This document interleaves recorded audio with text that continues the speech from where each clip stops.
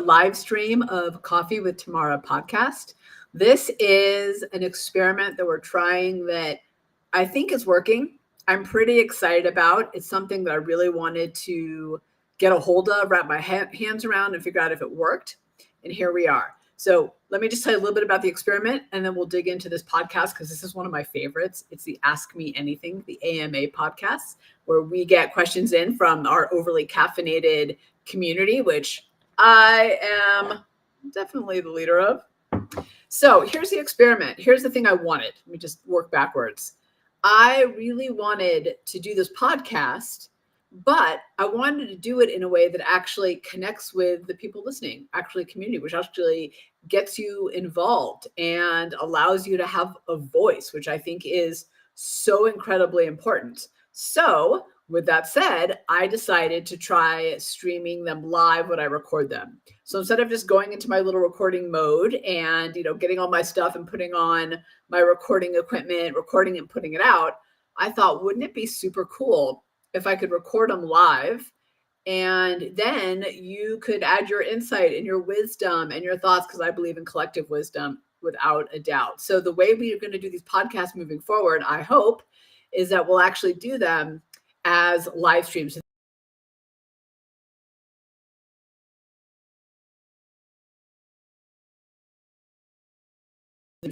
Got my chat bar open, and I'm pretty sure I can see them from all the different platforms that we're streaming on. So if you say hello to me, if you've got a comment, put it in. If you've got a question, let's make this experiment happen. I'm so excited to see you all joining and watching live. So like I said, these are some of my favorite episodes because they're the AMAs, the Ask Me Anything. So I got my notes because I really want to make sure to cover a few points. So the members of our overly caffeinated community submit their questions, and I have the honor of giving my 2 cents back on what I think. I love this so much. I love these questions. I love the community. You can go check it out on our podcast page. Go to launchstreet.com/ I think it's /podcast, but if you go to the website, you can find it. This one comes from Horace from Baltimore, baby. Don't know why I feel the need to say it that way, but I do. So let's do this. All right, Horace, this is a great question. He says, I'm a small business owner. We have an industrial cleaning business. What can I do to stay resilient and adaptive in the face of challenges? And how do I effectively communicate this mindset to inspire my team?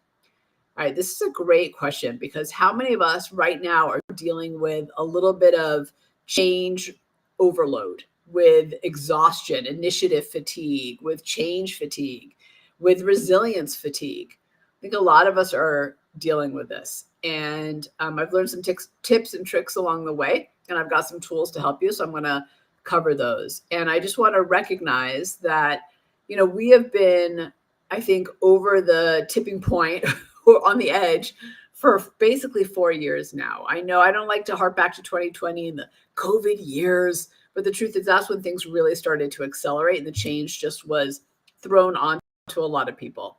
So it's been 4 years of having to adapt and adjust in a way that we hadn't before. Change is constant. Change has always been around, but we are certainly dealing with it in a way that we never have before. So Horace, I love your question. And I know who you are from the community. I checked you out, did a little stalking, and I know that you're a small business owner. So I want you to know that what I'm going to talk about right now isn't just for big company. This really is like, I have a small team and everybody needs to be revving their engines and going. I get it. That's the position that I'm in too, right? I'm a small business owner. I have a small but mighty team, and we don't have the resources and the bandwidth to just let change roll by us and to have everyone on the team not performing at their peak, right? We need that. Now, I think big companies need that too, but there's a little bit more leeway and there's a little bit more bench to pull from. Okay, so I got a bunch here for you. Ready for it, Horace? All right, here we go. And hey, as a reminder for those of you watching and listening, put your questions in, say hello. I'm pretty sure it pulls them all together for me in the system that I'm experimenting with. So go ahead and do that. And yeah, okay, so the first question we got in is, what sweatshirt am I wearing? This is 1972, because I am a 1972 model. I'm squarely in the Gen X crowd, and it was my birthday recently, and this was a gift, so I'm wearing it. All right, Horace, here we go. So how do you let's go back to your question. How do you stay resilient and adaptive in the face of change. Okay, so number one, and this is, I think, one that we overlook very easily, but is actually really easy to implement, is know how you face challenges at your best. I promise you that this is not the first time that you're dealing with something, right? It may not be the exact same challenge. A lot of our challenges and even opportunities are new, but I promise you, you've been there before. So don't reinvent the wheel. That's freaking exhausting and it's unnecessary. So the big mistake I think that I used to make, I'm totally guilty of this, is I would approach each challenge like it was from scratch. Never seen before, whatever, however I was going to tackle it, I've never done before. So everything was new all the time. And I wouldn't rely on my strengths to get through it. I'd be reinventing the wheel. So it was a huge mistake. It cost me a lot of time and a lot of money, but mostly it was exhausting. It cost me so much energy to reinvent the wheel every time I faced a challenge. You would think that, none of the rest of my life and my experiences had ever happened. All of a sudden, I was just facing this challenge like never before. So again, it's not because the challenge is the same. Chances are your challenges are not the same. And that's good. There's nothing wrong with that. In fact, that's change. And the opportunities that you could approach are new, right? Things have changed, so those things are new. So, but how you as a human have approached them and the strengths that you have to do that you have inside of you. It is exhausting to reinvent the wheel. That's where your resilience starts to fade. This is where your energy battery starts to feel really, really low. Do you know what I mean? It's like your cell phone and everything's going slower. Every app is slower. Every text message sent out is slower when you're on that 2% battery. Well, that's the same thing that happens to you. So when you're trying to be resilient and adaptive and like not just positive, but seize opportunities, but you've got all this change happening and you're on 2%, it actually gets harder and harder. So if we really want to adapt and stay resilient, we got to keep our batteries full. And a way to do that is to, number one, look at your past successes.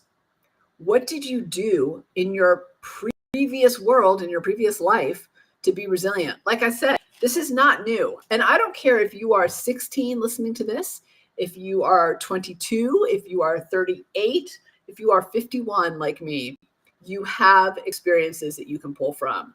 And so I would ask myself, what did I do to be resilient then that worked? Right. And maybe even talk about, maybe I didn't write this down in my notes, but maybe dig into what didn't work as well so that you can learn from that also. But dig in. You've done this before. So what did you do that worked? How have you adapted to change in the past? It's out there for you. You've done it already. And it's not the solution. You're not saying, what solution did I use in the past? And how can I use that solution now? I'm not saying that. I'm saying if you're really talking about this kind of mindset and this mental energy of resilience and being adaptive, you're really talking about how did I approach it? And in fact, let me go off on a tangent here for a minute. One of the mistakes I see legacy thinkers make time and time again is assuming that what worked in the past will work today, right? The solution and the tasks and the actions that you took yesterday may not be valid today. In fact, they're probably not. That's probably why they're not working for you. However, what does work and what is important to rely on is you and how you innovate and how you adapt. So what have you done in the past to be resilient? You've been here before. What have you done to manage or navigate through or even harness change that worked? And how do you apply that now? I would really encourage you to take inventory of what you've done and how you've done it, how you've been resilient, so that you can push that forward. We all have success strategies hiding in plain sight. We spend so much time. Wait, I'm going to need caffeine before I go off on this one. Hold on. We spend so much time worrying about our weaknesses and what to avoid. We don't spend enough time thinking about our successes and what to repeat. So oftentimes we'll have success, we'll do something well, we'll adapt and innovate and be resilient and find a solution. And then we won't do it again. We won't repeat it because we're spending too much time worrying about every little minutia that didn't work. And yeah, it's important to understand what didn't work so that you don't make those mistakes again. But guess what? Don't you think it's just as or more successful to think about what did work and figure out how to repeat that? Yeah, I think so. All right. So the second part in that about know how you face challenges and kind of don't reinvent the wheel and leverage your strengths is know your unique everyday innovator style. Your innovator style is 100% your key to adapting, to being resilient. It's how your innovative mind works. It's how you navigate change. And if you don't know how your mind works, you do not hold the keys to harnessing change. Let me say that again because I think it's so important. If you do not know how this magical thing between your ears inside your skull works, you absolutely do not hold the keys to harnessing change. And it's a shame because it's right there in front of you, right? It's inside of you, but you got to harness it. And if you don't hold those keys, you'll stay reactive when you need to be proactive. Reactive is exhausting. Proactive, it puts you in the driver's seat and it gives you energy.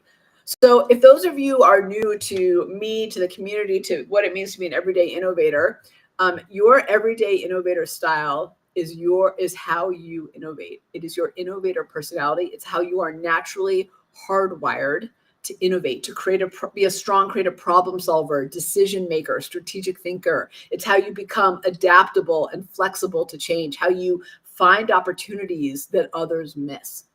But we all do it a little bit differently. So it's based on neuroscience, behavioral psychology, change management, 25 plus years of experience. And what our research discovered is that being innovative is universal. We all do it. However, how we innovate is unique to each of us. So I want to show you a slide real quick and just talk 2 seconds about this because Horace, and I know one of these is you. So I think this is going to help you think through this. So give me a second to pull that up.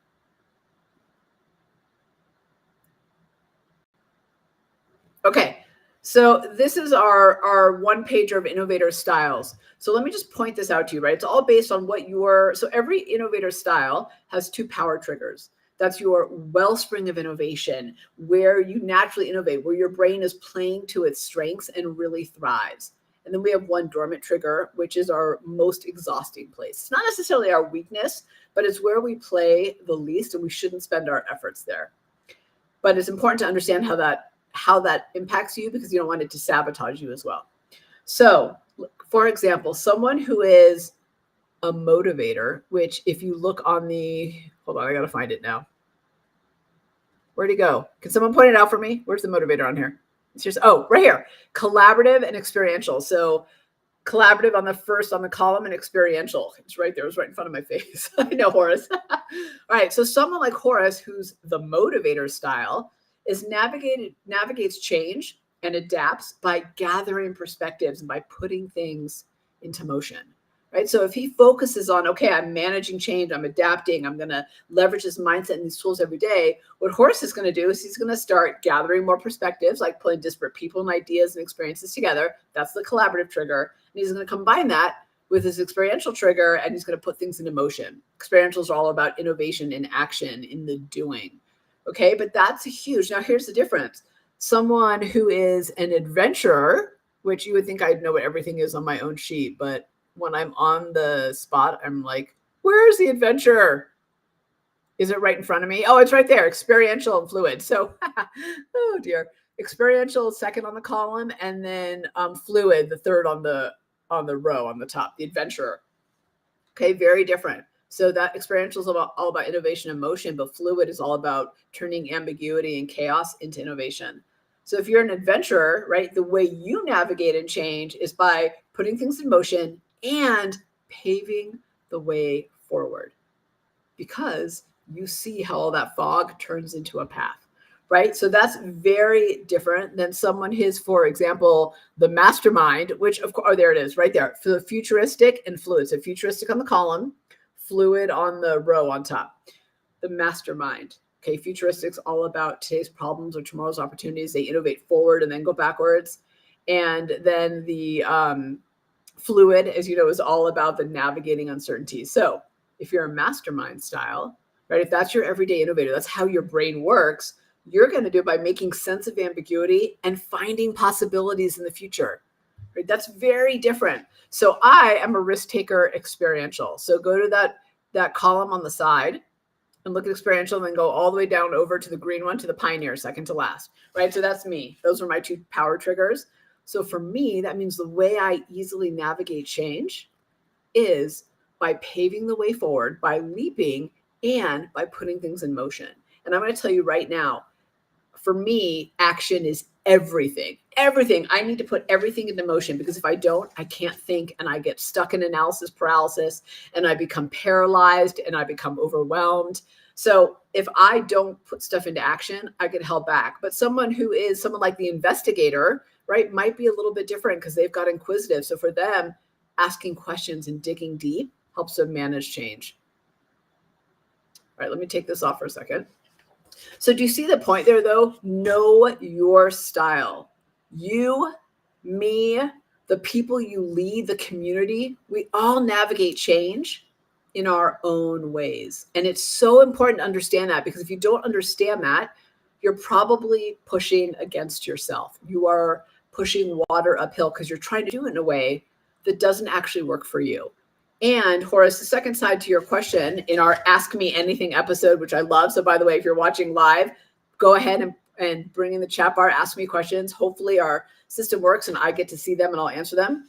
Right? To go back to Horace's original question, small business owner, industrial cleaning business, what can I do to stay resilient and adaptive in the face of challenges? And how do I effectively communicate this mindset and inspire my team? Understand how you navigate change, your innovator style, and understand what it is for the people around you. Like I said, you, me, the people watch, all of us have different styles. I'm a pioneer, the risk taker experiential. I was just on a podcast yesterday. I just went into the studio to be interviewed. Very weird for me to be on the other side. And the person that was interviewing me is a disruptor, right? So so she's risk taker and she is inquisitive. So very different than me, how she navigates change and stays resilient and doesn't get that energy battery down to 1% is very different than for me. And by the way, the other thing is we all sabotage ourselves a little bit differently too. So if we don't understand how we resist change, how we get overwhelmed and how our battery drops, then we tend to fall into that trap. So what we don't want to do when trying to be resilient and adapt to change is, and especially with the people around us, is first of all, we don't want to put us in a square peg into a round hole. Okay, that doesn't work. And you're fighting it every single time. And it gets harder and harder than it needs to be. But also second, you don't want to put all the different shape pegs that you have into one square peg, right? One square hole. I think you know what, I always get my phrases wrong. Is that right? Like, don't put a square peg in a round hole. Isn't that the right one? I get them wrong all the time. Tell me if I'm wrong, but you get my point, right? We're all shaped differently. We all have different brains that work differently. That's why our assessment, I think, has been so valuable for people, because it helps us understand ourselves, but also it helps us really understand the people around us.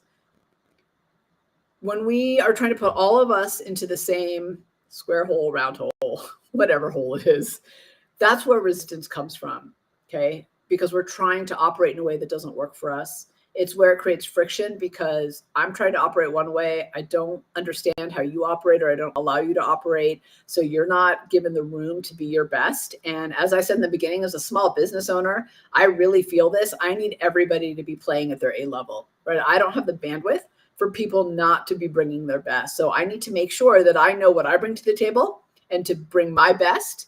But then I also need to make sure that everybody else is doing the same as well, right? And when I don't understand you, that's where friction comes from. So for people who have inquisitive, who are like the instigator or the integrator out there, the challenge that you might find is that people understand that your questions are not poking the bear. They're just innovating and digging deep and challenging assumptions. So valuable, so important. But if I don't understand that, I might see you as combative. But if I understand that, right, that friction goes away. And in fact, it becomes our greatest competitive advantage. So it hinders progress when we don't understand each other. So Horace, my advice to you about resilience and being adaptive is, number one, know how you adapt to change successfully, right? Just to kind of summarize that part. Number one is you've left hints of success all through your life. So how have you dealt with resilience in the past? How have you dealt with change in the past? I guarantee you that how you've done it in the past, because we've all been here before, the challenge might be different, the world is different, but we've navigated through change and we've had to be resilient before. So what did you do in the past? What are those breadcrumbs? And how can you pull that forward? I don't know why, and I'm guilty of this myself. We constantly reinvent the wheel of like, well, whole new challenge, whole new me. Well, I've done things before that I could leverage today and not exhaust myself out of the gate. There are clues everywhere. So that's number one. And then know how you innovate, know your style. All right. So the second part is give your team the gift of knowing how they navigate and change and what sabotages them. Steep yourself in the everyday innovator styles. Know how you work best, know how your team works best, know how they navigate change, know how their brains work, know how they shine, know how they resist and sabotage themselves, right? When everybody starts to understand that, everybody wins moving forward. Every time I do a project, every time I start a meeting, even if it's internal, every time I do a consulting project or do a keynote, there's always time baked in up front for the human element, the human side. How do we navigate? How do we innovate? How do you work? How do I work? What's an example of how you were shining last week at work? It seems like a waste of time. People are like, let's get down to business. Let's get down to business. But here's what my experience has shown me. If I spend just a little bit of time up front on the human side, on how we're shining, how we're navigating, how we're dealing, how we're bringing our best, understanding each other as a team, the outcome on the back end is always 100 times stronger. So what else do I want to say here? Yeah, that's what I wanted to say there, right? You need to spend some time doing that. So like I said, what motivates me as a pioneer is very different than what motivates Jim in our overly caffeinated community. Hey, Jim, who's an accelerator, right? We have very different triggers. We have very different drivers and motivators and ways of doing things. So if we want ourselves and the people around us to be resilient and to adapt to change as a skill set that we always do, then we need to understand our everyday innovator styles, how our brains work. It's that simple. All right, I want to also give you, let me make sure it's done. Yeah, okay. I also want to give you, Horace, just some brass tacks of like, here's a little bit of how you can add resilience and adaptability into your structure as well. And that is make change a part of your plan. Now, I know other people talked about, this in the very kind of theoretical way of like, change needs to be baked in. Change needs to be part of the plan. You need to anticipate change. But I don't know that they ever talk about the how. So I sat down, Horace, and I thought about how do I implement change in my business? And there's a couple of things that came to mind for me. So first of all is fall in love with your vision, but not your goals. Here's what I mean by that. So my vision is to unleash 1 million everyday innovators into the world, because imagine the problems we could solve, the opportunities we could create. Like, I think we could shift the world if more of us in our own little worlds were being strong everyday innovators and getting the joy and satisfaction out of it, that peak performance, solving our problems faster, finding opportunities that really serve us and the people around us. So I'm a big fan of that. That's my vision. But my goals have changed in how I got there, and how I started getting there, which was really through keynotes, has changed drastically into this human-centered innovation and pioneering this field and being about how humans are more innovative. So I used to be more about giving you the fish, and now I am all about teaching people how to fish. And I love that analogy because I think it really translates the best, right, of what I'm trying to say here. But our goals have to be flexible and have to be willing to change, but we can hold true to our vision. I guess what I'm saying is how our vision comes true needs flexibility, because if we're too rigid, we're going to break. I think I heard somewhere something about the bamboo plant and how, because it's in really windy areas, and how it bends. And it's because it bends that it never breaks. So we need to think about bending a little bit in how we accomplish our goals. The second thing is, and this one I feel very strongly about and I do all the time, is develop shorter plans and then revisit them often. So 3-year plans, 5-year plans, like you can think that far down the road if you want, but the reality is every 3 months, every 6 months, you need to be looking at your plan and adjusting. So because, as you know, every 3 months, things change. Things drastically change. So I highly encourage you to think about, okay, not the 3 and the 5-year plan. You can please think that far down the road. But when you really think about like putting pen to paper and creating that plan that's turning into actions and tactics and who does what and who's responsible for what, I would really think about 6-month plans in your business. And then I would revisit them every 6 months. And instead of thinking of this as like, when you look at the plan, like, yes, this happened, no, this didn't happen, like all or none, I would think about not yes or no, but what now? All right, now that we've learned what we've learned, now that we've tried a few things, now that we've gotten a couple months down the road, what needs to be adjusted? What's working? What's not working? What's the success that we can repeat? What are the things we want to get rid of? But again, it's all about that bend and that flexibility.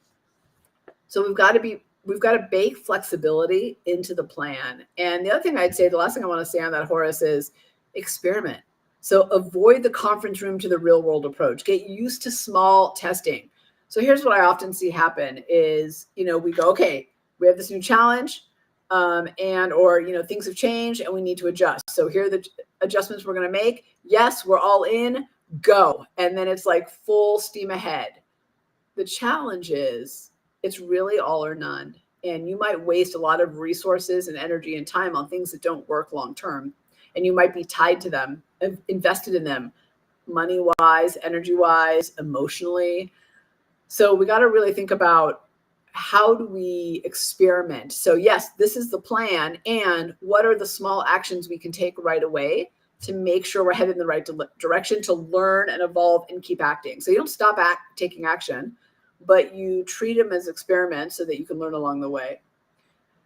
Experimentation is the key to innovation, and it's the key to adapting and being resilient and keeping up with change, because it allows us the room, first of all, to be objective about the situation and not get tied to it, to not invest all resources and time and then have to backtrack, but to learn and evolve and iterate and succeed as we go along in small steps. I'm a huge fan of experimenting. This podcast is a great example of that. I really wanted to do something with community in my vision.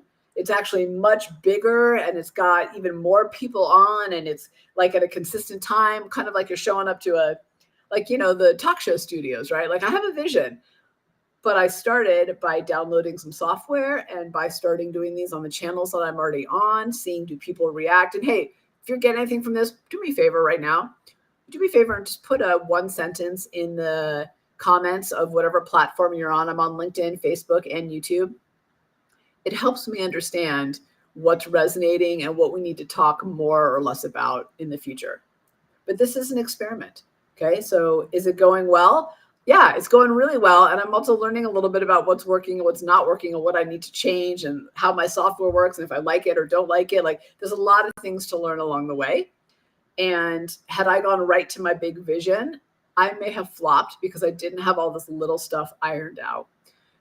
But also, by the way, Spotify or iTunes or whomever, if you want to call me because you want to do a whole show with me, I am 100% down to leverage your knowledge and my knowledge to make it happen. Just put that out into the universe. But you get my point, right? Like experiment, figure it out. Don't be afraid. And hey, maybe someone doesn't like it. Maybe one of you out there is listening and you're like, this is not for me. I don't like how she's doing this. Okay. Like that's good for me to know too, right? So the last thing I want to say when it comes to being resilient and adapt to change, and maybe this fits in with experiments, is make your goals big and your actions small. We as humans, we underestimate what we can accomplish. So we set these tiny little goals and we overestimate what we need to do to accomplish those goals. So let me say that again. I think it's so important because this is all about adaptation and change. Make your goals big and your actions small. We underestimate what we can accomplish and we overestimate what we need to do to accomplish those goals. Tap the power of compounding with your actions. for sure, if there's a big action out there and it's going to work and it's going to it's kind of a go big moment, I 100% want you to take it. I will take it any day of the week. But also, don't overlook the little grains of sand that make up the beach. Don't overlook those little grains of sand that make up the beach. So make your goals big and your actions small. It's so interesting to me how we underestimate what we could accomplish, like our goals. And I know, so I started doing, one of the things that I do every year is I set a goal for the end of the year. So like November, December. And what I'd done in the past was made it this kind of like, I would say small goal. And so like attainable, like I knew I could attain it. It would be a nice little bump in the business, but that's kind of what I did. And this year I've been reading a lot from Grant Cardone and 10X, and his kind of equation is, which I love, is like 10X goals times 10X action equals 10X results, 100X results, sorry, math, 100X results. You get my point. And so I started to think about that. So I set this crazy large goal for November, December this year. And I'm on my way to making it, fingers crossed. Let me just say I'm getting traction and I'm getting results. And I'm focusing on not just one big thing. I'm taking those actions boldly when I have them. But what I'm really doing is a lot of little things that are adding up, and I'm getting the power of compounding action. Compounding is so powerful, right? We think about it in money, right? Like, one penny turns into 2 pennies, turns into 4, turns into 8, turns into 16, right? Suddenly we have $1 million in the bank. Well, our actions are the same way. So we underestimate all those little actions. So take advantage of those. So Horace, your question about Ask Me Anything is so great, because I think it's a combination of what's the human side of it with how do we bake flexibility and change into our plans and into our actions and into our days. And I'm really, you know what, now that I'm sitting here saying this, and I'm seeing by looking at the chat bar that the grains of sand and the make your goals big and your actions small is really resonating. So thank you all. Maybe in January, we'll dig in a little deeper into that. So thank you for those. And I think I'm going to really think about how to implement that, even more of that, if I'm really living up to that as much as I could be moving forward. So I got a question in. Thank you from you, someone watching on YouTube. And hold on, let me look. The question is, how do I know if it's a lot of little actions, if they're working? Great question. So I think that there's metrics that you can use to figure it out. So let me give you some. I would set small metrics that make sense. So let me give you an example. So we started a whole new TikTok strategy, which requires me to post a lot. It's a lot of little posts. And so we look at views. And I, in particular, on that one, I actually look at likes and shares, because I care about that more than I care about eyeballs. I don't care if you've scrolled past me if you're not engaged. I care more about, are we getting likes and are we getting shares? So I think you can look at metrics. You just got to figure out the right metrics for your thing. Here's the other thing. You'll see it and you'll feel it in the momentum. So if you're taking a lot of little action and you start to feel like you're white knuckling it, then chances are it's probably not the right little actions. If you are taking a lot of little actions and you're feeling momentum, then chances are it's right. Here's the other thing, by the way. I'm so glad you asked this question, that the beauty of it is, a lot of little actions, you'll kind of learn as you go and you'll adjust. You'll have metrics, you'll have momentum and that feeling behind it, but you can adjust really easily. You can't adjust as easily on those huge, big, bold actions. Those are awesome when they're there, but the little ones, you have the room to experiment and you have the room to figure out what to do next. All right, so someone on LinkedIn says, I'm going to use everything as an experiment. I love that. It gives me so much more room to try bold things because I'm not attached to it. Yeah, when you think like a scientist or think like an experimenter, it's a lot easier to look at it very objectively, like you're in a lab, and say, is this working? Is this not working? All right. First of all, Horace, thank you for the question. I so appreciate you. Go check out the podcast. This podcast will be released, I think, next week. I'm loving doing these lives and I love the interaction. So thank you. But please, if you're out there, do me a favor and shoot me an email and let me know what you think and what feedback you have. This is my experimentation. So your feedback is really important to me, and getting it better and growing and evolving it. And if you haven't yet, go join the Overly Caffeinated community. You can get there from our website, go to launchstreet.com. And it's great because we have a little bit more personal interaction. People kind of share with each other. I post some extra stuff that doesn't go live in other places, and we kind of have conversations about that. Eventually, we're going to have some exclusive episodes and other resources that come up there as well. All right, everybody. Thank you for playing along with my experiment. I will see you next time. And if I don't see you before, happy Thanksgiving or whatever it is you're celebrating around the world.